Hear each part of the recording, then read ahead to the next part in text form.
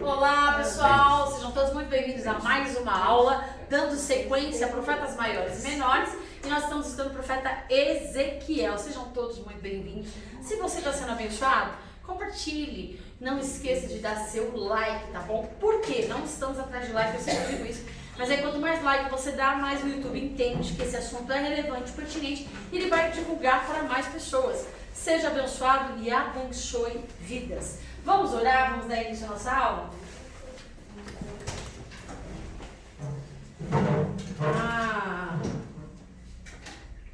Tati vai estar orando a Deus, a gente vai estar iniciando. A gente só pega quem está no trabalho.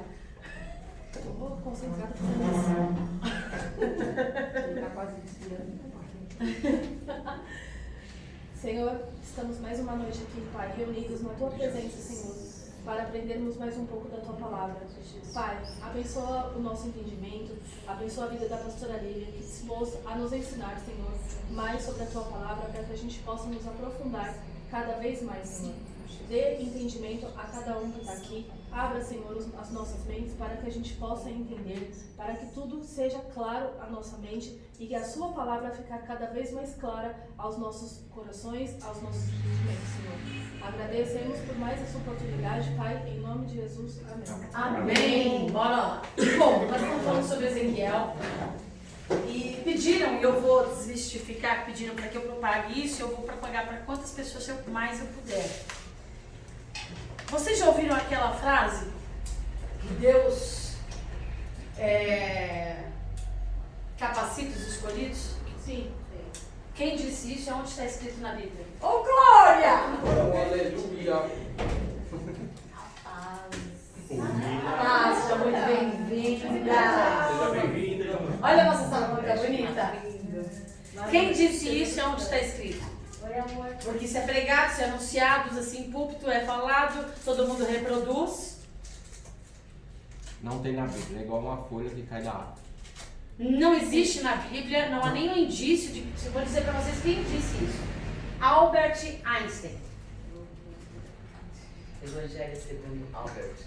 Isso não está na Bíblia, isso não é princípio bíblico, e aí você pode falar, mas não, isso é uma desculpa esfarrapada daquelas pessoas que não querem se preparar e não querem estudar. E aí elas usam isso como diz, Deus capacita os escolhidos. Deus me escolheu, então a pessoa não faz nenhum tipo de esforço, nenhum tipo de preparo, não quer estudar, porque Deus escolheu. Então eu vou dizer, Deus escolheu a humanidade para como se relacionar com Ele. Deus não só escolheu os queridinhos, não existe queridinhos. Deus escolheu a humanidade para se relacionar com Ele. Alguns atendem ao chamado, outros não atendem ao chamado. Não tem problema. Mas isso não está na Bíblia, isso não é bíblico e nem tem princípios bíblicos nisso. Nós já lemos, já foi discutido em aula, Deus chama os capacitados. O fato de você não saber para que você foi, se você é capacitado ou não, você só vai saber no desenvolvimento da sua história, da sua carreira e do seu ministério. Deus só chama pessoas. Por que Deus só pega quem está trabalhando? É bem por aí. Deus não chama para o reino, Deus não chama para ministério pessoas que não gostam de trabalhar. Obrigada, meu irmão. É chique a nossa aula, viu? Deus não chama.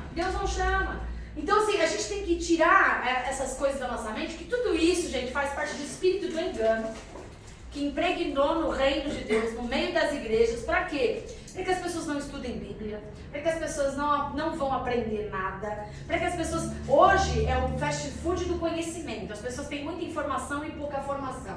Elas entram num vídeo do YouTube que mais agrada o seu coração, você vai encontrar vários tipos de estudos. Elas vão pegar o que mais agrada o coração delas, o que mais atende aos desejos delas e vai dizer que aprendeu. Daqui a pouco se auto-intitulam o que não são. E esse é um problema gravíssimo. O diabo não precisa mais tirar de ninguém da igreja. Porque tudo que ele queria implantar no meio da igreja já implantou. O engano, a mentira, as facilidades. Não precisa não, para que orar tanto? A Bíblia diz orar sem cessar. Para que subir monte? Não tem místico nada no monte, mas no monte não tem distrações. Então eu recomendo, não há nada místico no monte, só tem a falta de distração. Ponto. Não tem mais poder no monte. O poder que emana lá no monte, emana na igreja, emana na rua, emana na minha casa, no meu banheiro, se eu clamar. A diferença é que aqui tem distração, em casa tem distração, no trabalho tem distração. No monte, dependendo também com quem você sobe. Porque dependendo das pessoas que você sobe, era melhor não ter subido.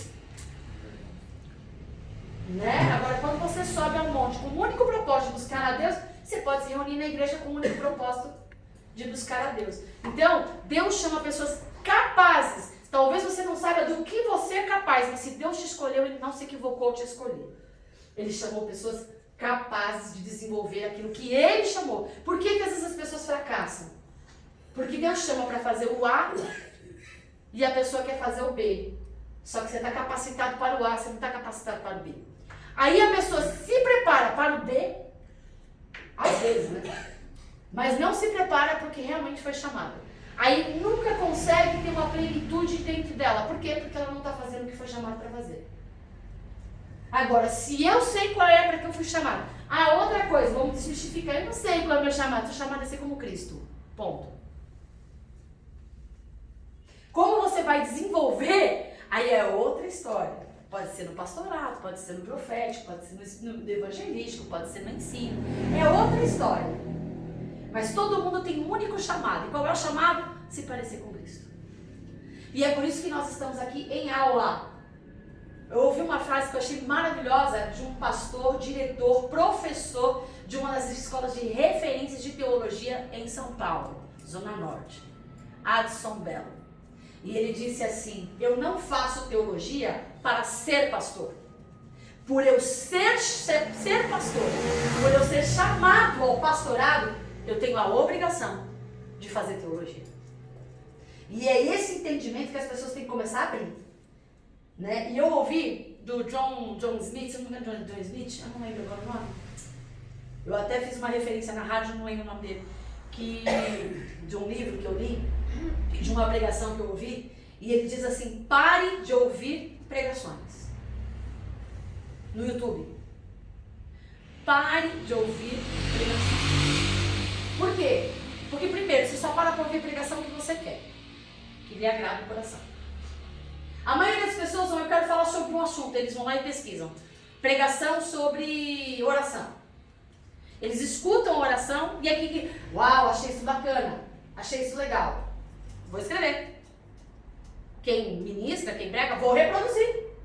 Qual foi o conhecimento que você teve, qual foi o aprendizado que você teve, qual foi a direção que você teve que vinha de Deus e não seja de você. Será que você realmente aprendeu? Ou você só recebeu mais informação? Aí ele orienta no livro, eu achei aquilo maravilhoso. Eu fiquei 30 dias sem ver nenhuma ministração. Que eu gosto de ouvir, eu não gosto muito de louvor, eu gosto mais de pregação mesmo. E eu fiquei, porque o que ele falou me chocou. Essas coisas criam em nós hábitos muito ruins. A gente para de ler Bíblia, a gente para de estudar história, cultura, porque a gente se prende só no que a gente e nem confere o que a gente. Aí eu tomo aquilo que eu ouvi como verdade, não conferi, não sei se é mesmo, porque a vida inteira eu escuto que Deus capacita os escolhidos. E eu fui estudar, porque quem é que disse isso? Quem é que disse isso? Um padre reproduziu, mas a primeira pessoa que disse foi Albert Einstein. Gente, para justificar ele, porque ele era taxado como burro. Por quê? Porque a inteligência dele era incompreendida. O pessoal confunde o versículo Romanos 17. O que está escrito lá, 24? A fé vem pelo ouvir, ouvir a palavra de Deus. Não confundem não, é porque é mais cômodo. É mais cômodo. Aí o que acontece? A gente ouve, pega aquilo, reproduz. Não sei o que eu tô, não há nada de Deus na reprodução daquilo que eu estou fazendo. Por quê? Porque eu não busquei na fonte. É claro que nenhuma palavra de Deus volta sem exercer o propósito para o qual foi designada. Mas eu não estou crescendo, não estou aprendendo, não estou fluindo e nem estou sendo usado. Então a gente tem que tomar muito cuidado. É muito bom, eu ouço o pastor Josué Grandão, referência, confere. Tudo que ele fala, confere. Por quê? Aprenda da fonte. E aí você nunca mais vai ser enganado.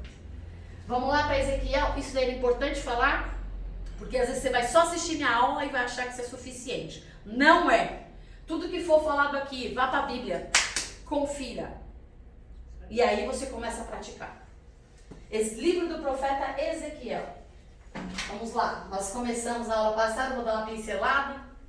Ezequiel, ele foi chamado, é filho de sacerdote, se preparou para ser sacerdote, fez todas as questões de sacerdote, como as leis levíticas, né, do levirato. O sacerdote só poderia exercer o ministério sacerdotal aos 30 anos, mas aos 25 anos ele já era separado para o sacerdócio. Quando ele completa 25 anos, ele é levado na segunda leva de cativeiro pela Babilônia. Ele não vai na primeira. Na primeira quem vai é Sadraque, Mesaque, Abednego, Daniel e mais alguns outros homens da nobreza, da realeza de Judá. Ele vai na segunda, ele também não vai na terceira. Ele vai na segunda. Ele profetiza por 22 anos. Ezequiel, ele não foi chamado como profeta, ele foi chamado como sacerdote. Mas aos 25 anos, depois de ele ter estudado astronomia, agricultura, agropecuária, medicina veterinária, depois de ele ter estudado tudo para exercer o sacerdócio, o que ele faz? Ele é levado cativo. Ele vai fazer tijolo de barro nos rios da Babilônia. E como ele não tinha nenhuma outra função, porque para o povo de Deus, para os judeus, ser separado e outra, não é diferente de hoje. Para ser sacerdote naquela época, tinha que ser não só da tribo de Levi, tinha que ser da linhagem de Arão. Não podia ter nenhum defeito. Não importa a sua descendência, sua ascendência. Tá? Então é muito sério isso. Então não é eu escolhi ser sacerdote e você. Não. No Velho Testamento, era só da descendência de Arão da tribo de Levi. E a tribo de Levi não era uma tribo tão extensa, tão grande. Nem era poderosa.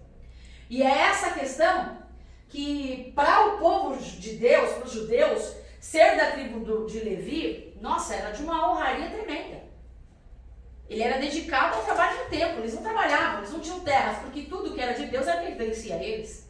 Então, na divisão de terras, eles não tinham direito a nada. Até porque quem põe a mão no sacerdócio não põe a mão em dinheiro. Tem que se permanecer limpo. E é por isso que fala, você não vai ter direito à herdade. Por quê? Porque tudo, você vai ser sustentado por quem está dividido. Então todo mundo vai te sustentar. Então todo mundo é que vai cuidar do templo, vai cuidar do sacerdote, vai cuidar de quem servia no sacerdócio. Ele era casado. E quando chega lá para fazer tijolo nos rios, ele se frustra, obviamente, como você se frustraria se você trabalhasse a vida inteira. Se você estudasse a vida inteira para ser alguma coisa e chegasse na hora de você viver aquilo que você sonhou a vida inteira para fazer. Maior frustração da vida, não é não? Se frustra, fica chateadinho. Mas os planos de Deus para a vida dele eram maiores e bem diferentes da que ele projetou. Deus o chama por profeta. E quando Deus o chama por profeta, a Bíblia diz que ele profetiza para um povo rebelde, de dura serviço, que ele vai falar e não darão ouvidos. Já fala no capítulo 1, vamos ler um pedacinho? Olha o tipo de pessoa que ele vai pregar. Não vamos ler? Ah, por quê? Ah, tá bom, então. Hoje tem bastante gente para ler, tem Tiago, tem Rei, tem os irmãos ali. Pode ler no começo. Do 1 até onde? Até onde fala do povo. No 30º ano, no 5º dia do 4º mês, estando eu no meio dos exilados, junto ao rio Quebar, os céus se abriram e eu tive visões de Deus. No 5º dia do referido mês, no 5º ano de cativeiro do rei Joaquim, a palavra do Senhor veio expressamente a Ezequiel, filho de Buzi, o sacerdote, na terra dos caldeus, junto ao rio Quebar. Ali a mão do Senhor esteve sobre ele. Olhei, e eis que do norte vinha um vento tempestuoso e uma grande nuvem em volta em fogo e rodeada de resfriado. Vamos entender isso? Estava até explicando para a irmã antes da nossa aula. Os profetas, eles tinham muitas visões, certo? E as visões nem sempre são futurísticas. As profecias, 99% delas já se cumpriram. E a maioria delas tem duplo cumprimento. Quando ele está falando aí, primeiro é um encontro que ele tem. Ele está lá frustrado, chateado, de repente, vem uma voz. O céu se abre. E ó, vamos ler só a descrição do que ele vê, se faz sentido o que ele vê. Porque as visões, quando Deus a maioria das vezes, 99% eu diria, que as visões de Deus elas não são literais, são simbólicas. Então elas fazem menção a alguma coisa. Mas quando Deus quer falar literalmente, ele dá cor, dá endereço, dá nome, ele fala. Se ele não deu diretriz exata, ela é simbólica. Então olha qual é a visão de Ezequiel. Olha como que Deus já chama ele. Então vamos acabar com tudo. Olhei e eis que do norte vinha um vento tempestuoso e uma grande nuvem envolta em fogo e rodeada de resplendor. Calma aí. Um vento tempestuoso. Então um vento forte. Certo? Vem do norte. Norte é a direção. Então da direção vem um vento forte. E o que está em volta do vento? Uma grande nuvem. Geralmente, quando o vento vem, o que acontece com as nuvens? Se dissipam. Elas se espalham. O vento é que faz a nuvem andar. Quando você vê uma nuvem andando, na verdade, é o vento que está carregando ela. Ela não está andando. O vento está, mas não está ventando, eu não estou sentindo. É a brisa está carregando. Porque aqui é um termostato, lá em cima é outro. Então é o vento que está carregando as nuvens. Mas olha como já vem na contramão. Primeiro vem vento forte. Se é um vento forte, as nuvens têm que se dissipar. Não, mas em volta desse vento forte, em volta, tem uma nuvem. E é só isso? Em volta em fogo. Uma nuvem em volta. Nuvem de fogo? Mas o que é uma nuvem se a nuvem não é a condensação da água? Filha, sacerdote tem que estudar de tudo. Pastor tem que estudar de tudo. Ué, o que é nuvem? O calor da terra que evapora, condensa, sobe e forma o quê? Nuvens. E quando elas ficam cheias, o que acontece? Chove. Química pura. Não sai fogo. Não sai fogo. Não sai fogo. Vê como o negócio, vê como que Deus... E o cara tá vendo aquilo, ele tá acostumado a ver isso. Lembrem-se, ele era sacerdote, foi separado, ele foi chamado a profeta, mas ele se preparou para ser o quê? Ele entendia de nuvem, ele entendia de vento, ele entendia de agropecuária, ele entendia de tudo. Então quando ele vê aqui, ele fala, que doideira é essa? Um vento forte, com nuvem de fogo do lado, não é normal. Rodeada de resplendor ainda. Resplendor, brilho, luz. Então você pensa, quando você vê um fogo, o pessoal lá da minha família adora botar fogo na madeira. Acho que a maior alegria dessa criançada aí velha é botar fogo, né? E se você olha pro fogo, não vou citar nomes, é que a gente está ao vivo, para hoje cerca de 200 a 400 pessoas, que é a média das pessoas que assistem às nossas aulas, né? De 200 a 400 pessoas. Mas há uma liberação profética que os nossos alunos chegarão em 1000. E eu já tomei posse dela. Então vamos dizer que hoje a média dos nossos alunos são de 200 a 400, vamos jogar 400. Daqui a pouco vai chegar 1000 pessoas. Já pensou, eu vou citar o nome das pessoas, para 1000 pessoas saber o povo que gosta de botar fogo? Então vamos ficar por isso mesmo. Quando eu vejo aquela chama pegando, eu vejo cores. O que é essas cores? As cores são os elementos químicos do que está sendo queimado. Dependendo do que está sendo queimado, queimar um pneu. Então você já imagina. Quando você queima, dependendo do que você está queimando, vai te dar uma cor de luminosidade no meio do fogo. Não dá resplendor. Não dá luz branca.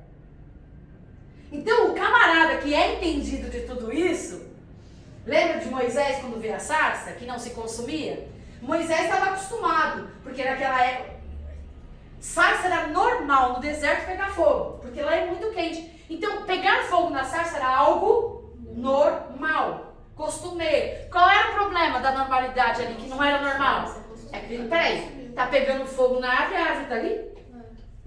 Isso despertou a curiosidade de Moisés, ou não? Deixa eu chegar perto desse negócio, tem alguma coisa errada? Será que, como tem muitos oásis, né, que eles têm muita ilusão de ótica por causa do calor e da temperatura, então eles têm muita miragem. Por que Moisés se aproximou do arbusto? Porque ele falou, não, será que é miragem? Será que eu tomei muito sol na cabeça?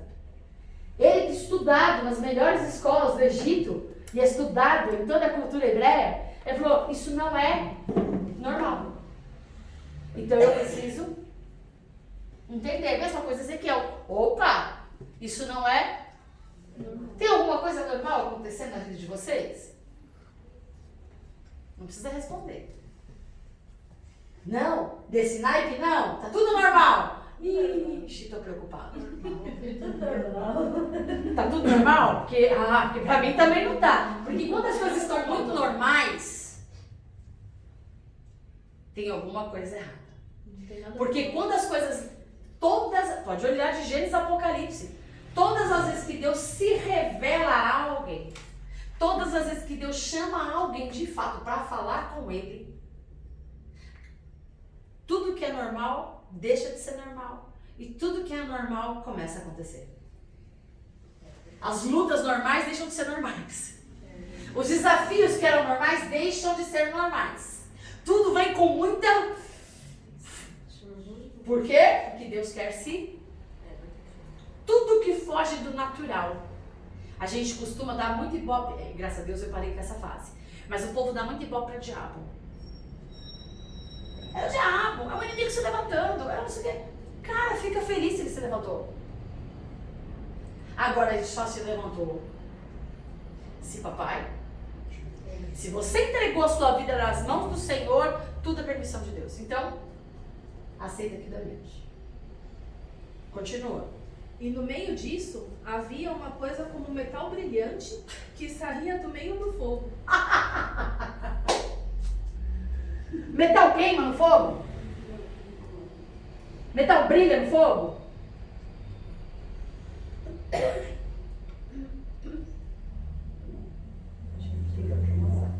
Fica muito esfumaçado, muda o cheiro. Dependendo do tipo do ferro, tem uma temperatura certa para que ele derreta.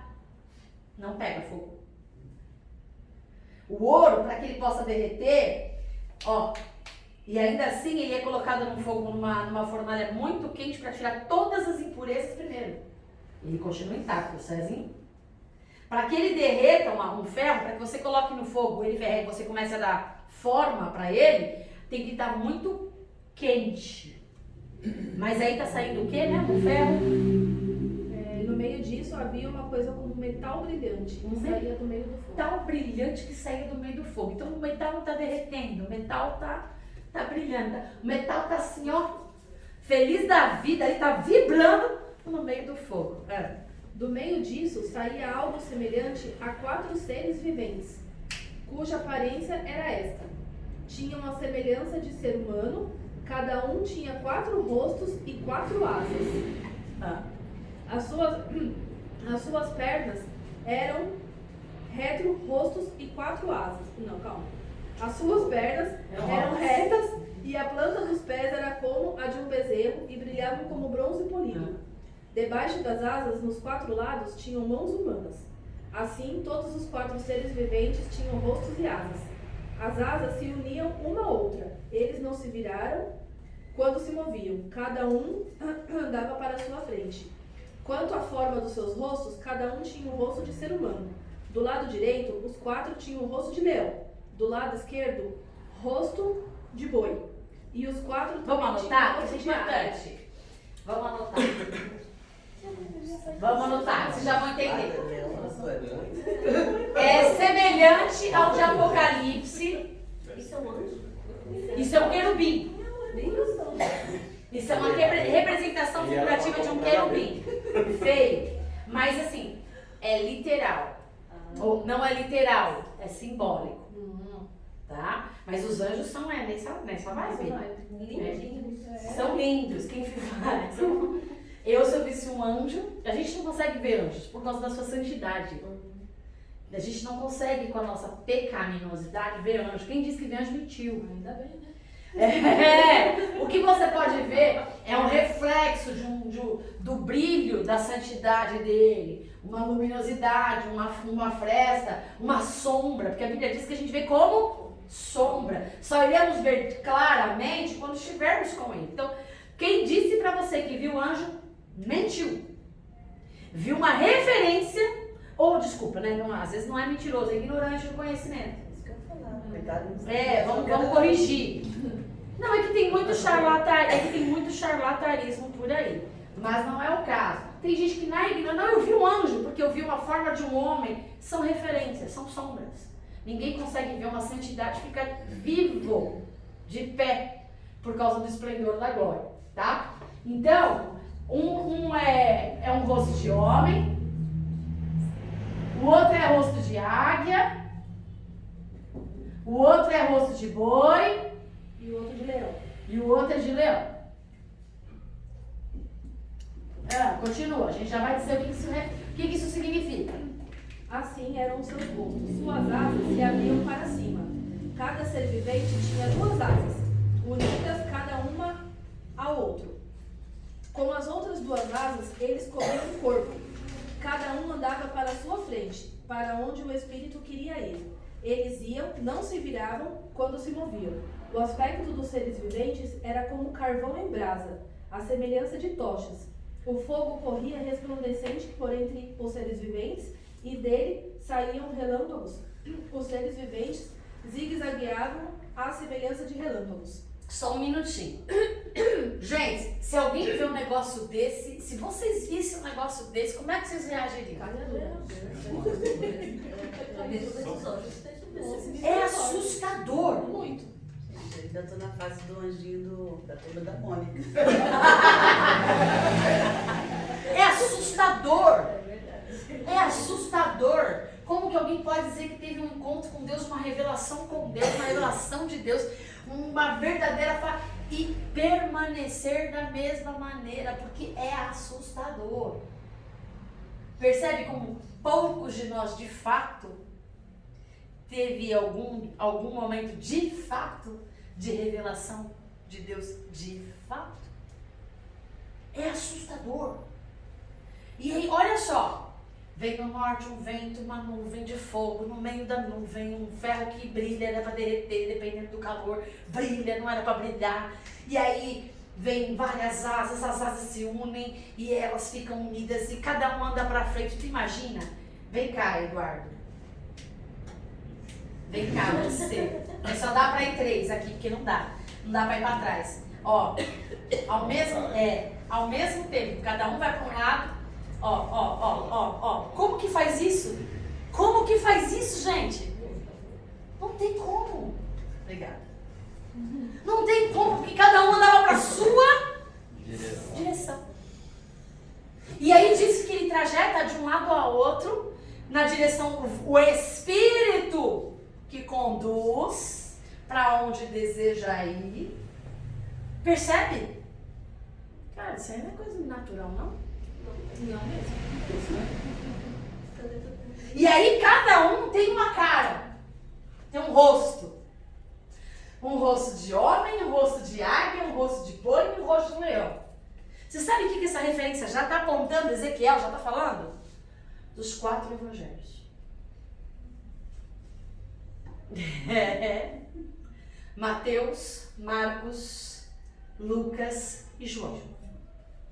Cada figura representa Jesus, a biografia de Cristo no Novo Testamento.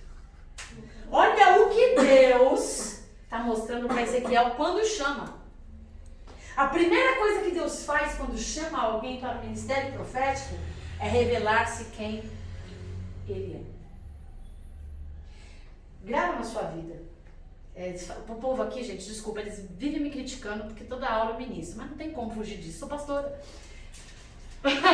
Vocês, todas as vezes que realmente Deus chamar vocês para um ministério, a primeira coisa, antes de qualquer coisa, Deus vai se revelar a vocês. Primeiro. Vamos ver cada um. Vamos lá, vamos anotar aqui para vocês. 4 rostos. Mateus. Que inclusive nós tivemos no discipulado uma aula sobre Mateus, né? O publicano. É, o coletor de O coletor de sets. Não, brincadeira, coletor de impostos. Mateus. coletor de sexo. Uma coisa que é interessante, que a gente não chegou, não lembro se comentamos lá do discipulado, é que Mateus ele era odiado pelos judeus por ser coletor de impostos, mas ele escreve para os... Deus vai te honrar onde você mais foi desonrado. Isso é princípio. Então, leão representa o livro de Mateus. Leão ele é a figura representativa de um rei. Então, quando fala que Mateus, o Evangelho de Mateus, é prefigurado da figura de um leão, porque Mateus faz o prenúncio de que um menino nos nasceu. E ele é rei. Então ele está fazendo o anúncio de Jesus como rei. Aí nós vemos o boi. Alguém supõe quem é que está falando do boi? Boi fala de trabalho, boi fala de serviço. Marcos. Você pode perceber que na escrita, embora os 3 evangelhos sejam sinóticos, o que são sinóticos? João não, João é diferente, João não é sinótico. São evangelhos semelhantes, parecidos, narram a mesma história com um olhar diferente. Então, enquanto Mateus tem um olhar de uma situação, mas apontando para Jesus como rei, Marcos tem um olhar, você pode ver que Marcos ele dá detalhes humanos. Você percebe, por exemplo, que só em Marcos você vai falar do cego de Betsaida, que ele dá alguns detalhes do fluxo, a mulher de fluxo de sangue, e ela despendeu todos os recursos que tinha. São detalhes naturais que os outros evangélicos não têm muita importância, porque o objetivo é falar de Jesus, não de falar. Entende? Então Marcos, por essa visão mais de boi, apresenta Jesus como um servo. Vamos lá pro próximo. Cara de homem. Lucas. Quem era o científico da turma dos discípulos? Lucas. Aliás, ele nem discípulo era, ele era discípulo de Paulo. Mas como é que as cartas, a maioria foram Paulo que disse para ele, e outras ele foi fazer o quê? Pesquisa. Ele foi ver da forma, ele olhava para Jesus com uma característica mais humana. Deus encarnado. E o próximo? Esse é bom. Esse é o nosso, o que se auto-intitulou o mais amado. Ah, bebê. Fala de águia, porque fala de soberania, divindade, da deidade de Deus. Então representa a deidade de Deus. Então João, você pode ver, no princípio era o verbo era Deus e o verbo estava com Deus. Então João ele traz uma visão mais profunda a respeito de quem Jesus. O que é que Ezequiel está vendo? A pré-figura de Jesus biográfica no futuro. Jesus está se revelando para ele. E a forma como ele está se revelando, ele falou assim, olha, eu estou em todos os lados e me direciono para todos os lados ao mesmo tempo. Isso é bem bonito. É lindo quando a gente sabe o significado. Quando a gente vê literal é assustador. Quando a gente olha para a literalidade é assustador. A minha dúvida é, Ezequiel entendeu? Não.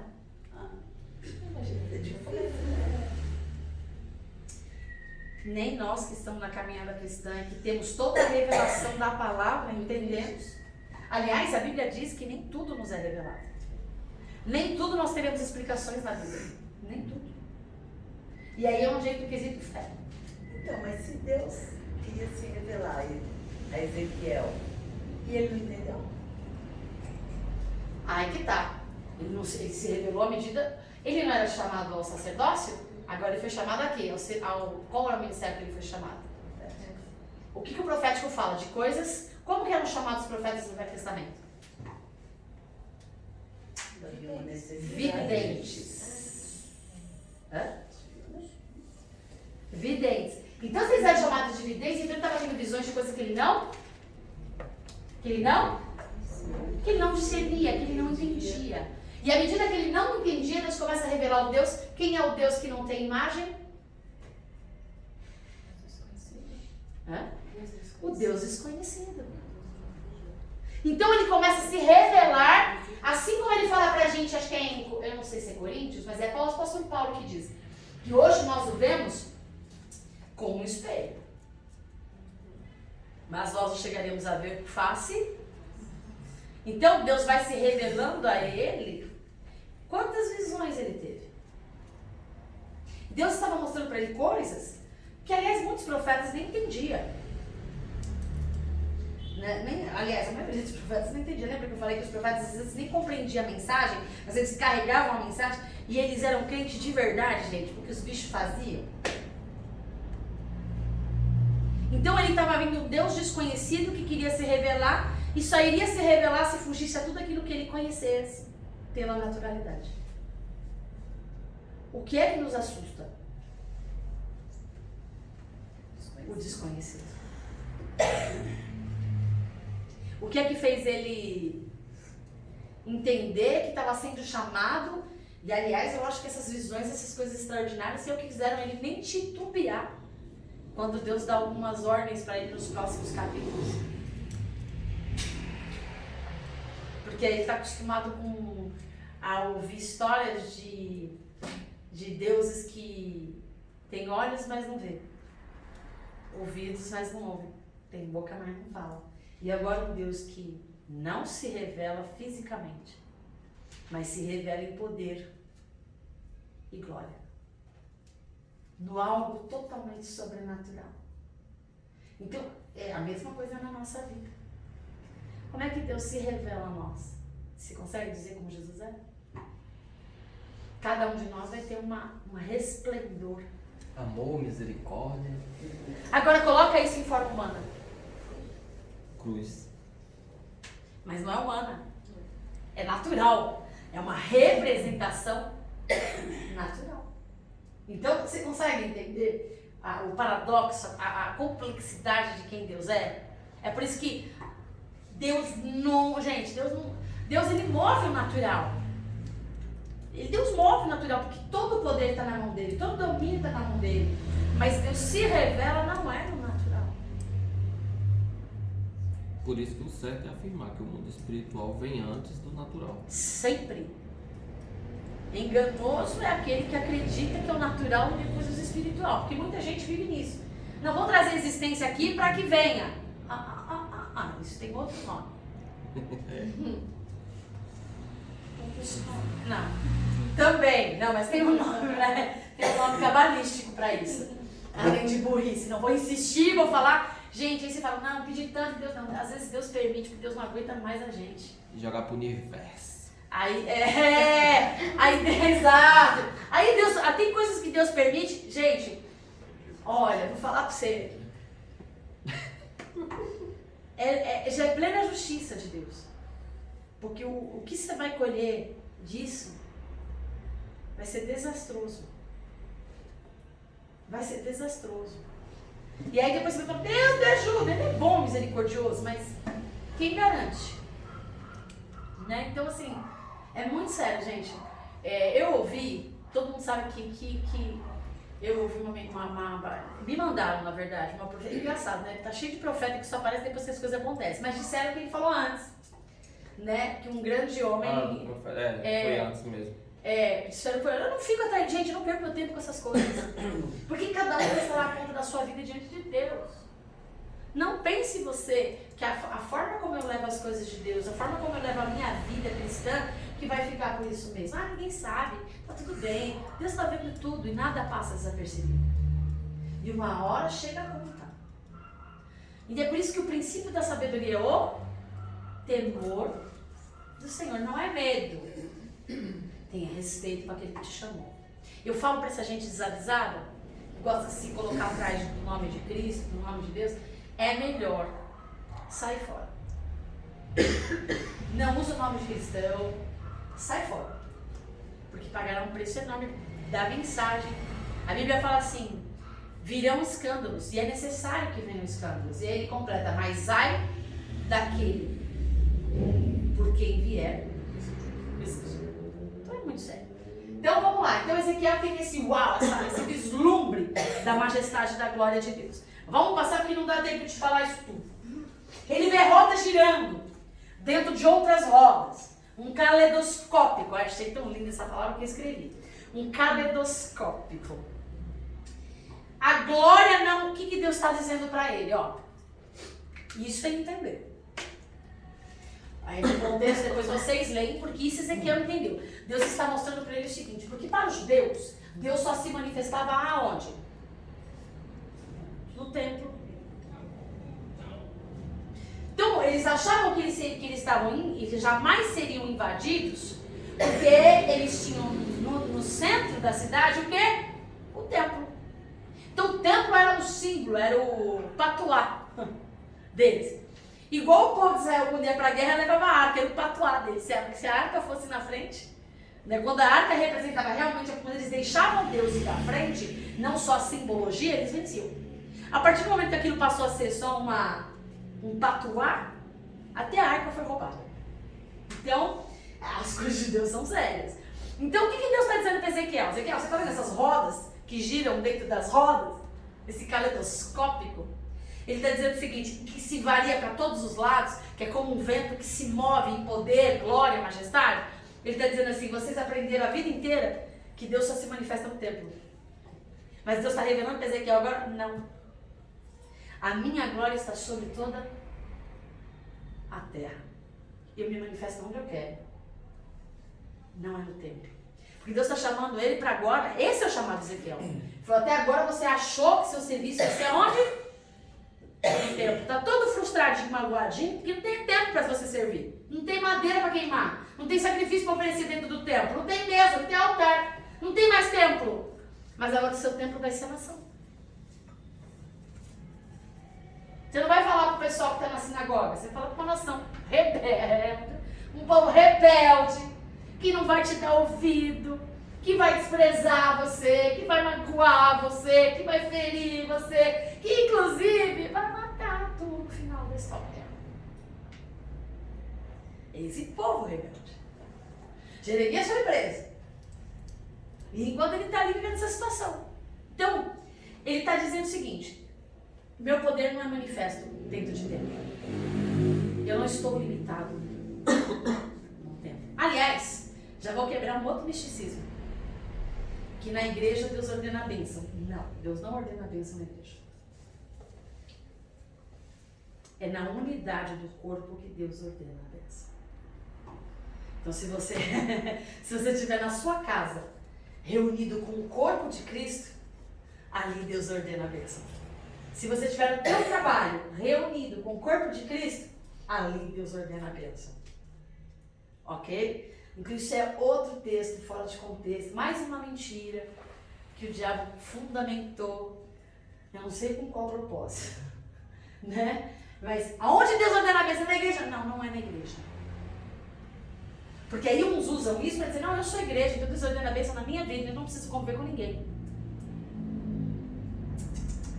Aí outros vão dizer, porque existem dois paradoxos, outros vão dizer, não, você tem que vir para a igreja, se você não vir para a igreja, você não vai ser abençoado. Como se Deus estivesse limitado a um templo. Não. Se houver unidade do corpo, mesmo que você não esteja perto do seu irmão, mas se você estiver unido com ele em amor, mesma missão, mesmo destino, mesma vocação, Deus ordena a bênção. Também não adianta você estar junto e não estar na mesma missão. Deus não vai ordenar a bênção. Aonde a bênção de Deus é ordenada? Na unidade do corpo. Aí Deus ordena a bênção. Por isso que um povo dividido. Tá? Então, olha olha as coisas que... Só no primeiro capítulo, hein? E aí vem, ele diz assim... Em qualquer tempo, em qualquer hora, ele gira e controla... Jesus, Deus está no trono. Ele gira e controla toda a história. A mensagem de Deus para o profeta neste capítulo já começa dizendo que todo o controle está nas mãos de Deus. Ou seja, você está no cativeiro, você não vai exercer o seu sacerdócio, mas o meu plano a seu respeito é maior do que você imagina. Então, se você pensou que ia servir dentro de 4 paredes, agora você vai servir numa nação.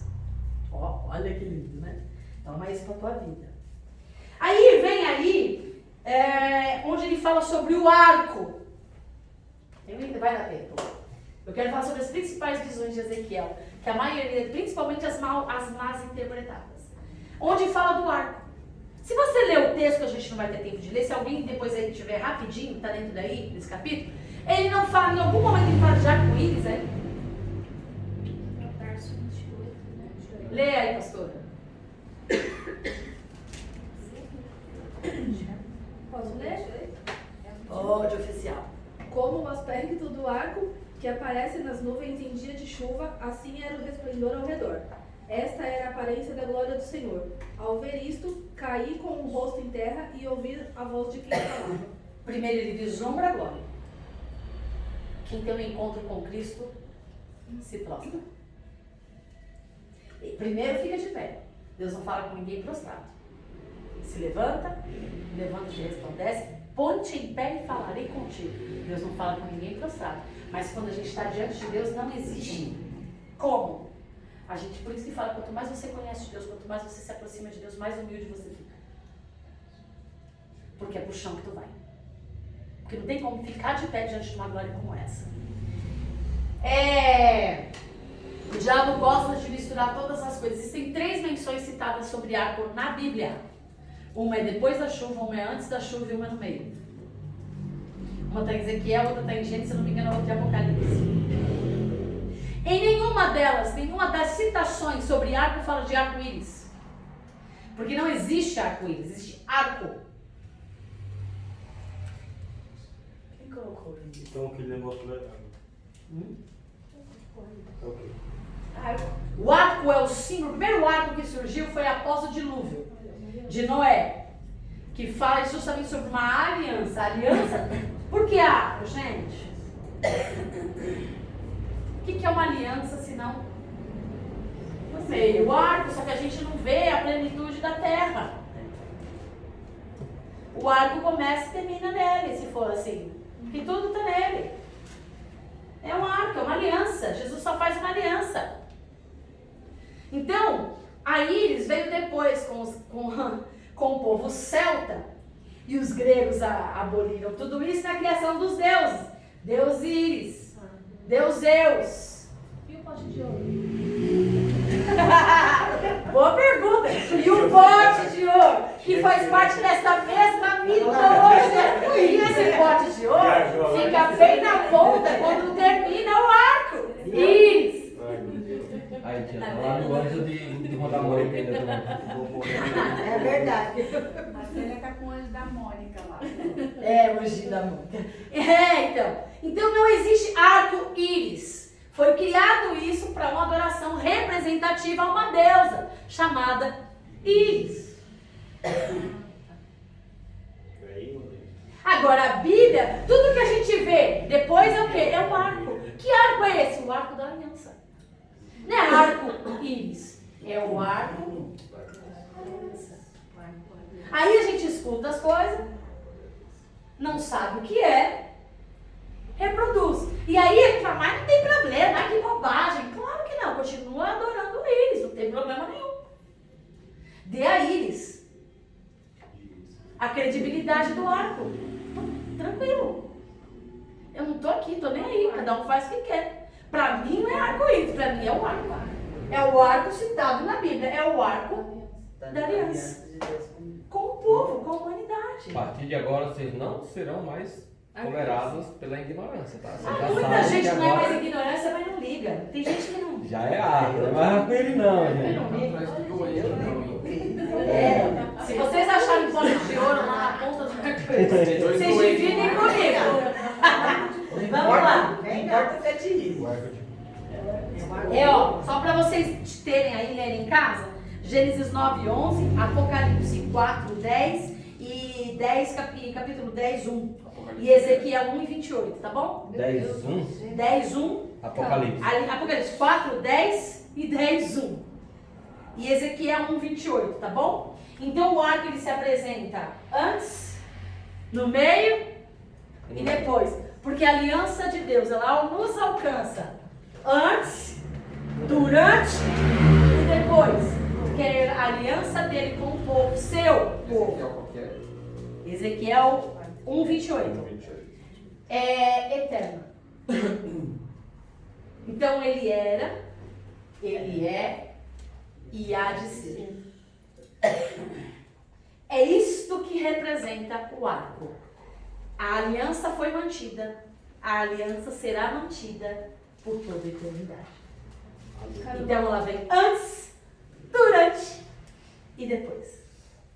Você ia falar? Eu ia falar que tem uma música do Diante do Trono que fala do arco-íris. É linda, por É a sinal. canção do Apocalipse, A luta da pastora Sandra é mudar essa frase. Porque a música é linda, só tem esse detalhe. A gente já tentou mudar. Não dá. Não encaixa, né, a palavra, né? Capítulo 2. Eu acho extraordinário. Deus fala assim, você vai pegar o ouro. Ouro. Pega o pergaminho escrito por dentro e fora e come. Lê aí pra gente. O quê? O 2? Capítulo 2. Porque se a gente for ler, eu vou pegar só os mais importantes, tá? Capítulo 2 de Ezequiel. Do Acho que tá no 9, né? Vai no 9. No 9? Então olhei, e eis que certa mão se estendia para mim, e nela se achava o rolo de um livro. Ela o desenrolou diante de mim, e estava escrito por dentro e por fora. No rolo estavam escritos lamentações, gemidos e ais. Ainda me disse, filho do homem, coma o que está aí diante de você, coma esse rolo, depois vá falar à casa de Israel. Então abri a boca e ele me deu o rolo para comer e me disse, filho do homem, coma e encha o seu estômago com este rolo que eu lhe dou. Eu o comi e na minha boca era doce como mel. Comeu literalmente, tá? Não é simbólico, é literal. Pode continuar? Pode. Disse-me ainda, filho do homem, vá à casa de Israel e diga-lhe as minhas palavras, porque você não está sendo enviado a um povo de fala obscura, nem de língua difícil, mas à casa de Israel. Você não está sendo enviado a muitos povos de fala obscura e de língua difícil, cujas palavras você não poderia entender. Se eu o enviasse a esses povos, eles certamente dariam ouvidos a você. Mas a casa de Israel não vai querer dar ouvidos a você, porque não quer dar ouvidos a mim. Pois toda a casa de Israel tem o coração fechado e a mente endurecida. Eis que endureci o seu rosto contra o rosto deles e endureci a sua fronte contra a fronte deles. Tornei a sua fronte mais dura do que a rocha, como diamante. Portanto, não tenha medo deles, nem se assuste com o rosto deles, porque são casa rebelde. Pegou? Todo rebelde é aquele que tem coração duro e mente cauterizada. Todo rebelde é aquele que não se sujeita à direção e não se submete ao aprendizado. Todo rebelde é aquele que vai contra a verdade. Todo rebelde é aquele que fala, isso aí não faz mal, isso aqui tá cabeça. Esse é o rebelde. Rebelde não é só aquele que bate de frente, discute. Isso aí também é rebelde. Existem os rebeldes mansos. Existem os rebeldes que ignoram a verdade. Que ele está falando. Você não está falando com um povo que desconhece a verdade. Você não está falando com um povo estranho. Você está falando com um povo que não quer conhecer a verdade, com um povo que não quer aceitar a verdade, com um povo que não quer ouvir a minha voz e quer viver do jeito deles. Mas ainda assim, eu vou te deixar mais duro do que esse povo.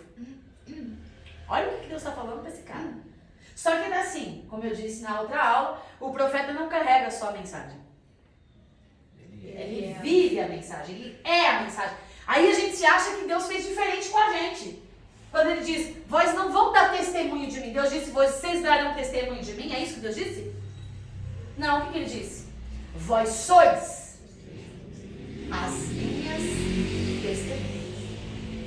Quando ele está engolindo a palavra, lamentações, ais e gemidos, tá falando do quê? Aguenta, filha, porque vai doer. Aguenta, filho, que você vai gemer. Aguenta, filho, que você vai se lamentar. Só que assim como eles são duros, eu falei de você mais duro ainda. Não precisa temer.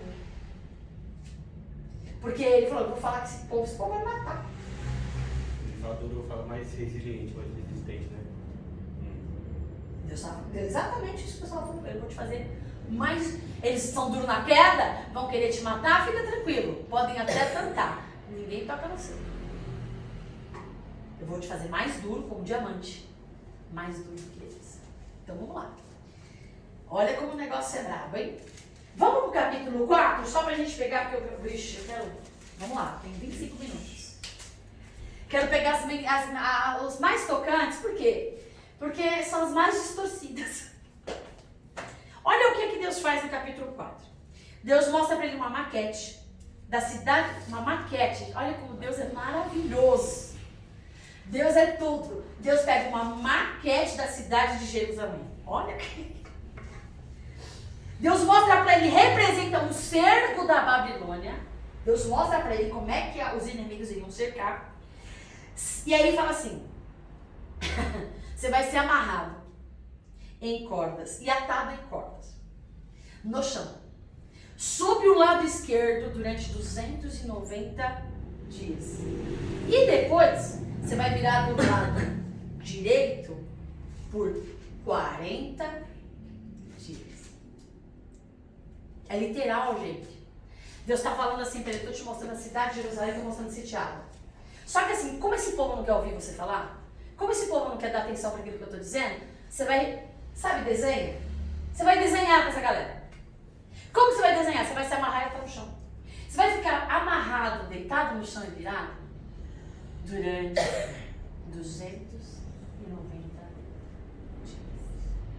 dias. Depois você vai se virar e ficar do outro lado. O povo olhava pra esse cara e falava, esse cara é doido, mano. Vocês não iam falar? Quantos você? 390. 390, vai ver que eu digitei errado. Tá 390. E mais?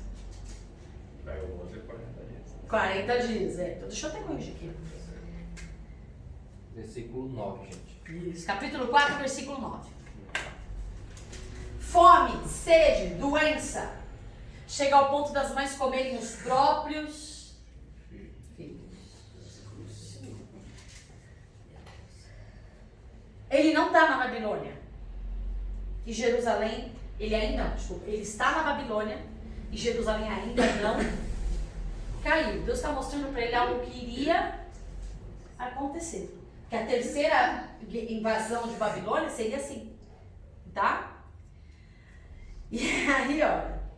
E lá em Jerusalém, Jeremias está pregando. Então falando, Jeremias, tu é louco. Ninguém acreditava que Deus iria. Vou falar uma coisa para vocês. Nenhum rebelde acredita que um dia ele vai cair. Nenhum soberbo acredita que um dia vai cair. Se eles acreditassem, eles não seriam nem rebeldes nem soberbos. É verdade. Nenhuma pessoa que brinca com Deus, que brinca com o Evangelho, que brinca com o Reino, acha que vai ser desmascarado. É por isso que o dia que a dor é de alma.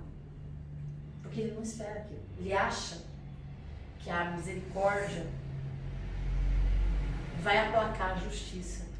E ele vai brincando com Deus, vai brincando com o nome de Deus, vai brincando com o reino de Deus, vai brincando com as coisas de Deus, até chegar a hora que a conta chega. Mas ele nunca acredita que a hora vai chegar. É igual a moçada de hoje. São imaturos, crianças.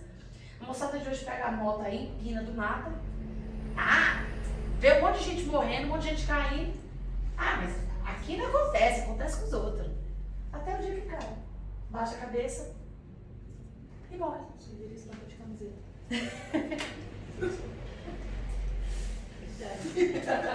Não é? Vamos lá. Essa aqui também é legal, gente, ó. Deus pede pra ele, é no mesmo capítulo, se não me engano. Vê aí, pastor. Deus pede pra ele assar pão. Ó, mano.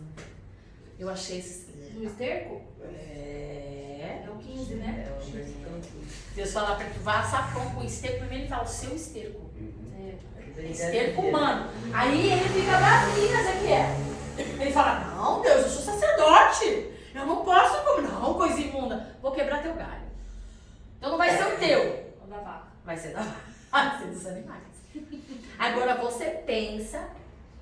Quem que já assistiu um filme daquelas histórias? Uma loira. É tão filme aquele lindo. Histórias Cruzadas? É lindo o filme. Se vocês não assistiram, assistam. É lindo o filme. É um livro antigo. Fala sobre muita a escravidão e tal. É lindo o filme. E uma das empregadas, de raiva, ela coloca o próprio cocô na massa do bolo. E a mulher come. E ela acha uma delícia. Porque ela não sabia o que estava dentro do bolo. Agora você imagine, este homem assou o pão. Ele fez, sabia, ainda teve que... É muita obediência, não é não? Essa obediência que Deus requer de cada um de nós. Obediência que não questiona. Obediência que engole sapo. Obediência que come esterco. E ainda agradece. Mas nesse caso aí, ele não exerceu porque não podia, ou ele não quis exercer o livre-arbítrio dele por obediência? Claro que ele podia. Livre-arbítrio, depois que foram expulsos do... Olha, até Adão tinha livre-arbítrio, tanto é que ele pecou. Mas depois que Adão pecou, é que dos anjos o livre-arbítrio foi... É bem assim, vou trazer uma forma bem simplória, tá? Que não é assim, tem mais profundidade, não dá tempo. Quem que tá sendo... Não precisa nem perguntar, porque Deus sabia. Quem tá sendo engabelado pelo outro, vai com o outro. Vocês estão comigo e não abrem? Beleza. Acabou. Vocês são ministros agora. Vocês têm funções específicas. Até então... Vocês não vão mais pisar na bola. Agora não. Ali foi feita a decisão. Ali foi feita a escolha. É para mim ser então agora... É como nós, diante da eternidade, os anjos, no corpo glorificado. Até ali é a nossa decisão. A partir dali, somos glorificados. É outra dimensão, a mente de Cristo insertada em nós. Nós somos parte dele, um com ele, gente. Tipo assim, em vida a gente decide se quer... Em vida. Se quer perder o livre-arbítrio. Agora, exato. Esse daqui. É isso aí. Em vida você decide se quer perder o livre-arbítrio. Se você quiser perder o livre-arbítrio, você vai ganhar a vida eterna. Se você quiser manter o seu livre-arbítrio, perde a vida eterna. Porque não vive mais eu. Cristo vive em mim. Então, quer dizer, eu perdi meu livre-arbítrio. Não é nesse contexto, mas é no contexto aqui. Porque quando você lê o texto, dá a impressão que ele fez como se estivesse sendo obrigado. Como se fosse uma marionete. Não. Pura obediência. Ninguém na Bíblia fez por obrigação. É que naquele tempo ele levava a sério, né? Hoje em dia o profeta Bem leva a sério até colocado, o... bem colocado. Naquele tempo as pessoas reverenciavam, tinham temor de Deus e respeitavam as divindades. Hoje a pessoa não respeita nem o próximo, quanto mais a Não Deus. questiona, né? Eles não questionavam Deus. Não, eles questionavam com temor. Para saber realmente qual que é, que nem a Abacu. Eles questionavam com Senhor, temor. Até quando Deus respondeu, né? Acabou o questionamento. Jó, por exemplo, né? Jó Se também. reduz a sua, né? Insignificância. Você estava onde? Eu cansei das suas lamúrias. Exatamente. Entendeu? Abacuque, até quando, Senhor? Até quando, Senhor? Até quando? Aí quando Deus responde também, todavia me alegrarei. Ainda que não haja fruto na vida, Não precisa de nada. não, deixa pra lá, não tá mais aqui quem falou. Ainda que não haja vaca nos currais, todavia me alegrará. Gente, poxa. Aí que tá. Até esse povo, pra questionar, pra perguntar, tinha mais reverência do que nós, que dizemos que somos pseudos crentes. Aí eu te pergunto, crentes em quê? Em Deus de fato? Se você crê em Deus, você tem temor. Agora, às vezes o que você crê é uma religião. Você crê numa divindade como se fosse um possuído que quando com todo respeito a todas as religiões, tá? Quando o santo não faz o que ele quer, ele vira de ponta cabeça. De punição, de raivinha. Gente, mas a gente faz isso com Deus o tempo inteiro. Também não vai para a igreja. Também não vai fazer isso. Se o Senhor não me der, eu não faço mais. Também vou sentar só no banco. Gente, o povo sabe. Ó, verdade, de verdade. Não, vamos ser francos. precisa aprender a ser crente. Se Deus não der, irmão, vai jejuar mais e orar mais, porque tá pouco. Foi nos dado um evangelho raso, um Jesus criado por cada um segundo a sua própria, seu próprio desejo e próprio coração. Você entendeu? Cada um criou o seu próprio Jesus e cada um segue o Jesus que criou para si mesmo. Né? Aliás, pediram para eu postar sobre idolatria. Próximo post nosso, viu, gente? O próximo post vai ser sobre idolatria. E aí a gente, já para te dar o povo mais idólatra na face da terra, é os crentes. Então, é isso que dá, gente. Aí cria-se um Deus. Olha a referência que Deus está falando. Deus, ele era sacerdote e chamou para profeta. E lá no Novo Testamento em Pedro, Jesus diz para nós assim, que vós sois nação santa. Peraí, se você é santo, você é separado. Você não pode estar no meio do povo. Você está no meio do povo para dar luz. E não no meio do povo para fazer parte do povo. Porque você não pode se conformar com este mundo. Aliás, não andei na roda dos escarnecedores. É clara a Bíblia, mas o povo distorce a Bíblia para fazer o que quer.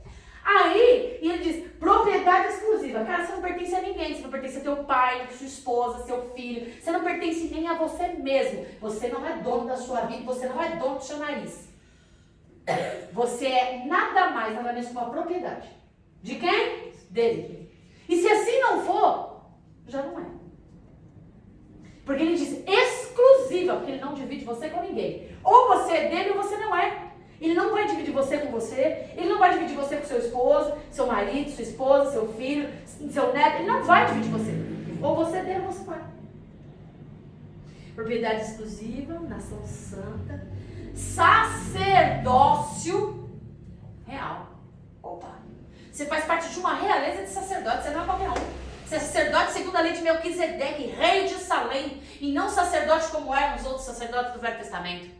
Você não segue os princípios da ritualística do sacerdote do Velho Testamento. Você segue a ritualística dos reis de Salém, que é do sumo sacerdote, da qual Abraão, quando vem de uma guerra, entrega a ele o dízimo de todos os seus despojos, sem ninguém ter dito para ele que tinha que fazer isso, porque ele reconhece ele como rei e sacerdote. E quem é o rei e sumo sacerdote estabelecido pelo Novo Testamento quando ressuscitou? Hebreus 12, acho que Hebreus 12, mais para frente, de Hebreus 12, 13, fala, segundo a ordem de Jesus. Jesus é o sumo sacerdote segundo a ordem de Melquisedeque, porque ele é rei e sacerdote. E ele profeta. É o tudo. único. Não. É o único. Porque os outros, tipo assim, tem uma passagem, né? Eu vi o Samuel Mariano falando, e é verdade. Todos foram rei, sacerdote, rei, mas só Jesus foi rei, sacerdote e profeta. Só ele. Samuel. Não. Samuel foi juiz. Foi juiz, Mas ele não foi, não Mas rei. não foi Ele rei. não foi Não rei. foi rei. Ele foi os três também. Foi sacerdote na época, né?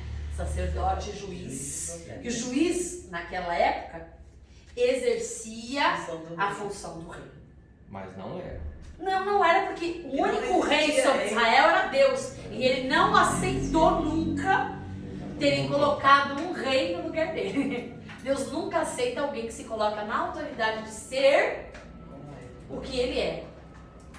Quando a gente fala assim, o anjo da igreja. Não, o anjo da igreja continua sendo Deus, continua sendo Jesus. O pastor da igreja continua sendo Jesus. Se não for Jesus, não é ninguém. É Jesus. Então, o rei da nossa história é Jesus. Quem é o patriarca? O fulano de tal, é meu pai, é minha mãe. Não tem nada disso no evangelho. Teu pai é Jesus, tua mãe é Jesus. Não existe pai na fé, mãe na fé. Só existiu um pai da fé, Abraão. E todos nós descendemos dele. Qualquer coisa fora disso, desculpa a gente, mas é verdade. Ouça, é idolatria. E idolatria é pecado. Ponto. Vamos lá? É aula, gente. Aula é isso. Matada, vai. Sem vida. Ele come literalmente.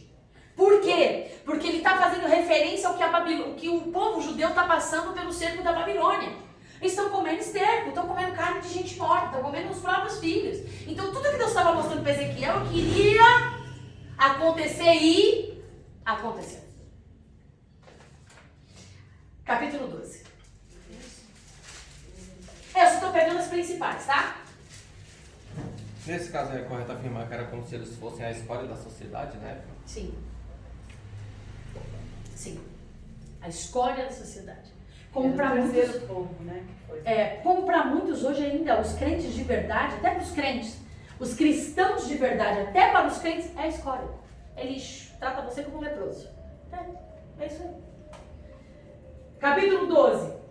Deus fala para ele agir como um foragido de guerra. Cavar um buraco na parede, de dentro para fora da cidade, com toda a sua mobília, às pressas. E o que isso representa? Que Israel vai ser invadido após ser cercado. Primeiro Babilônia cerca, depois Ená invade. E Deus está falando assim, vai destruir vocês. Acabou. Aceita que dói menos. Aí acabou. Capítulo 24 é a maior dor do profeta. É a morte da esposa.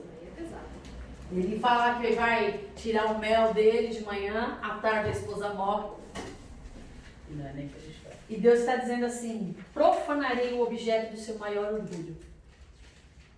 Sua mulher vai morrer, você vai chorar, você não vai chorar, vai gemer em silêncio para entender o que está acontecendo com o meu povo. Eles não adoram a Deus, adoram o templo. Então eu vou profanar o templo. E eu vou permitir que os inimigos, que os caldeus entrem e destruam tudo. Gente, Menção a Jesus. eu vou dizer uma coisa para vocês. Eu ainda tenho tempo para falar o que eu mais quero falar aqui. Existem coisas na nossa vida, tudo que a gente coloca no coração, coloca em altar, Deus ele não divide. Isso é para Deus, isso é ponto crítico. A glória dele não divide. Ele não divide amor com ninguém. Ele não divide espaço com ninguém. Ele é soberano. Tudo que nós colocarmos, se nós temos chamado, se dissermos sim ao chamado de Deus, e queremos viver uma vida com Deus, tudo que nós colocamos no lugar de Deus, que não deveria colocar, Deus vai profanar. Deus vai permitir que inimigos venham e profane o templo para resgatar você. E se nem assim conseguir, você já entra com aqueles lá de Romanos. Foram iluminados, viveram a manifestação da glória, viveram o poder de Deus, desfrutaram de todo o bem do Senhor, mas não se arrependeram dos seus caminhos. Para estes, não haverá salvação. Porque Deus dá-nos chance até o último instante. O problema é que a gente não sabe qual será o nosso último instante. Vai brincando. Vamos lá. Capítulo 37. Para você ter 4 blocos do capítulo de Ezequiel, se você quiser anotar, capítulo 1 ao 4, chamado de Ezequiel, do capítulo 4 ao 24, o juízo de Jerusalém, são as profecias destinadas, tá? Do capítulo 25 ao 32, ele estabelece juízo a 7 nações que oprimiam Jerusalém. Primeiro Deus estabelece juízo a seu povo, depois ele estabelece a 7 povos que subjugaram o seu povo. E do 33 até 48, Deus fala sobre a restauração de Israel. Capítulo 37. Todo mundo conhece, você já deve ter ouvido várias pregações sobre isso, né? Ele vai lá de Jejuva. Gente, isso é uma visão. Ele vai no meio de vale. No meio do vale ele encontra o quê? Vários ossos. E aí ele pegou, aí você vai ver várias ministrações que eu não quero nem perder meu tempo para refutar várias ministrações que não tem nada a ver, que fogem a hermenêutica, que fogem a apologética. Quero nem entrar nesse método. Porque chega a doer. Quando a gente estuda e ouve algumas bobagens por aí, algumas coisas rasas que não tem nada a ver com o sentido real do texto. Quando Jesus está falando, mostrando essa visão para Ezequiel, ele está dizendo assim: meu povo vai ser destruído, meu povo vai ser morto, meu povo vai ser acabado. Mas do nada, eu vou fazer ressurgir um novo povo. Um novo tempo. E aí Deus pergunta: pode esses ossos reviver? Aí o que ele responde? Tu? Porque só Deus sabe o futuro. Vocês lembram o que aconteceu em 1947 com o mundo? Segunda Guerra Mundial? 6 milhões de judeus foram mortos. Quem era o povo de Deus? Judeu. Deus estava mostrando para Ezequiel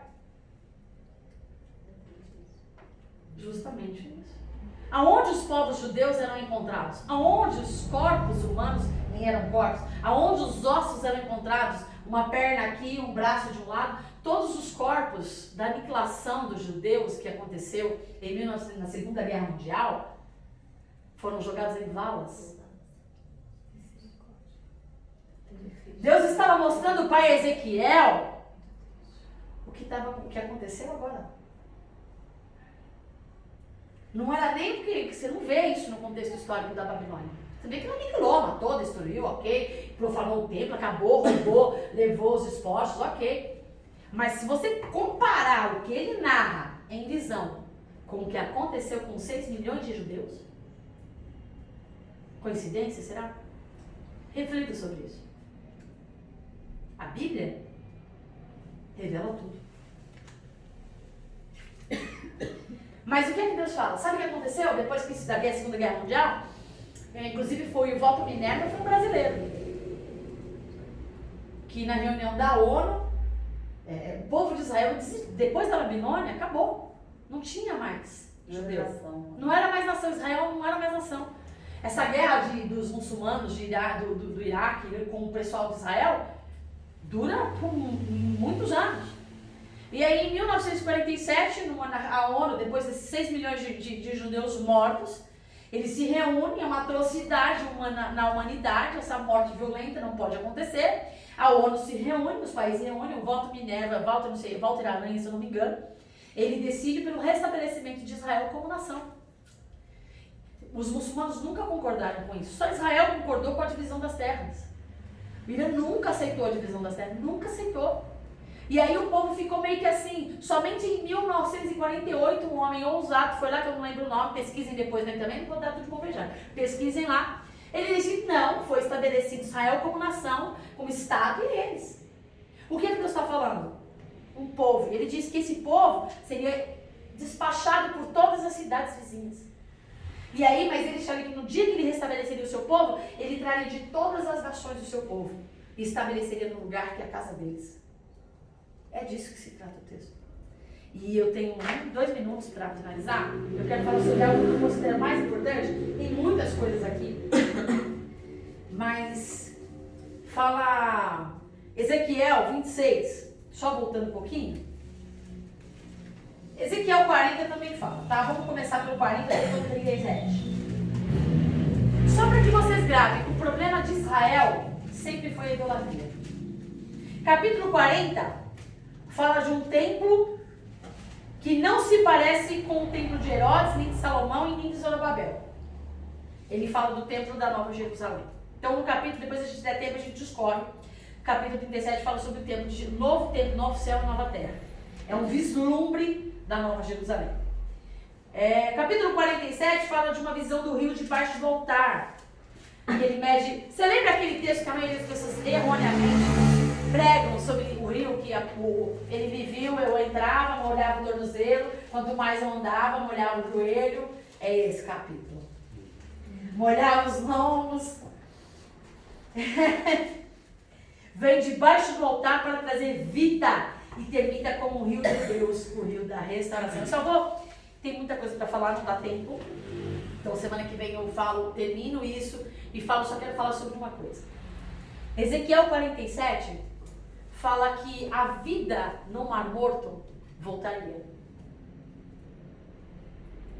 Ezequiel 47 fala que no lugar desértico, ao redor do rio, haveria árvores frutíferas. Na década de 80, em Israel, eles desenvolveram uma tecnologia chamada irrigação de gotejamento. Poucos países usam isso. O Brasil, inclusive, adotou. E sem explicações, porque no lago, que Mar Morto na verdade é um lago, tá? Ele tem 82 quilômetros, 18 metros de largura e 377 metros de profundidade. No Mar Morto, a cada 1 litro de água consta 300 quilograma de sal. No mar, no oceano normal, é 35 por litro. Tem noção? Que é impossível existir vida no Mar Morto? Só existem bactérias no Mar Morto. Quando as pessoas entravam no Mar Morto, se elas tivessem uma ferida, era como se estivesse calcificando elas. Feria, machucava. Porque a salinidade é muito grande. Com o passar dos anos, as águas vêm, é como se o mar, que não é mar, da Galileia, o Rio Tiberíades, ele começa a vir desembocar no Mar Morto e ele vai formando coisas chamadas de bolaimes. Esses bolaimes são poças salinas, que é como se fizesse dessalinização das águas. Então as águas, um pouco de água doce cai no Mar Morto e é como se, estou falando cientificamente, mas eles falam essa explicação, mas ninguém sabe como isso faz, vai vir e vai formando bolões. O que são esses bolões? São poças de sal, é como se o sal fosse desalinizado, fosse tirado o sal da água e condensado naquelas bolainas, que são pequenas rupturas, pequenos poços de sal. E a água do Mar Morto passou a ser potável. Hoje você consegue encontrar peixes em alguns setores do Mar Morto para se cumprir a profecia que foi dita pelo profeta Ezequiel. Independente a tecnologia de irrigação, Israel é uma área desértica, o sol é escaldante. Como é que você vai fazer uma agricultura funcionar? Águas de todos os lugares e arredores, um caninho simples, goteja sobre a terra árida. E eles têm inúmeras e vastas plantações. Todos os redores de área desértica, onde não tinha vida, hoje tem árvores, tem frutos. Inclusive, na próxima hora eu trago o nome de uma planta que mais tem lá, que foi profetizado também pelo profeta Ezequiel. Aí eu falo, como é que Ezequiel, 700 anos antes de Jesus nascer, vamos dizer quase, né? 600 anos antes de Jesus nascer, profetiza algo que aconteceria em 2000. Nós estamos que ano? 1980. 1980 depois de Cristo. 1980 mais 600. Vai, vamos fazer as continhas desse aí. 2500? 2500 anos antes. Um homem profeta, louco, que comia esterco no meio de pão. Que se amarrava no chão de um lado, depois se amarrava do outro lado. Louco, desvairado. Profetiza. Se você for explicar ele cientificamente, realmente é louco. Profetiza sobre algo que ele nunca sequer conheceu ou imaginou. E acontece. Passarão os céus e terra. Mas as palavras do Senhor jamais passarão. Beijo, até a próxima aula.